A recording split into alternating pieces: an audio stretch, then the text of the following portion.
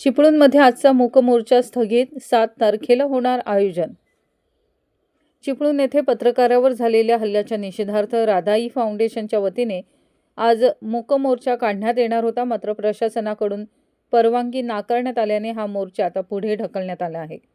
प्रशासनाच्या निर्णयानंतर संबंधित आयोजकांनी आजचा मोर्चा स्थगित करत तो येत्या 7 तारखेला काढण्यात येणार असल्याची माहिती दिली।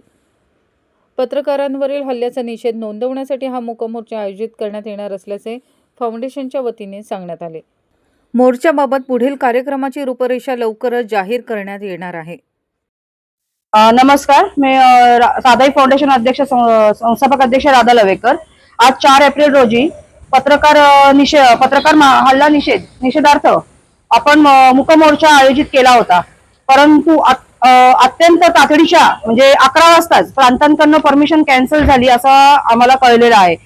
तर हा मूक मोर्चा आता मी पोलीस स्टेशनला हजर आहे, पण सर्वतः तयारी झालेली असताना मोर्चा निघणार अशा वेळेमध्ये हे सगळं घडल्यामुळे अर्धे आमचे मोर्चाला पाठिंबा दिलेले सर्व बहादूरशेख नाक्यात आहेत, अर्धे इथे। अशा परिस्थितीमध्ये मी मोर्चाची पुढची तारीख म्हणजे मंगळवारी तारीख काय 7 एप्रिल रोजी डिक्लेअर करते। 7 एप्रिल रोजी सेम टायमाला सकाळी 11 वाजता बहादूरशेख नाका, चिंच नाका ते चिपळूण पोलीस स्टेशन निवेदन देण्यासाठी हा मूक मोर्चा पुन्हा आम्ही आयोजित करत आहोत राधाई फाउंडेशन अंतर्गत।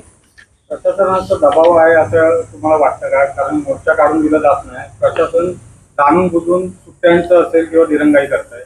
दिरंगाई म्हणजे अशी म्हणजे मला आता प्रथम दर्शनी असं दिसण्यात आलं की पहिले मला पोलीस प्रोटेक्शन देण्यासाठी फोन आले की किती वाजता चालू करताय वगैरे, आणि अचानक प्रांतांकडनं परमिशन नाही असा फोन आला। त्याच्यामुळे कुठेतरी इथे कुठल्या तरी प्रशासनाचा दबाव हे दिसून येतंय।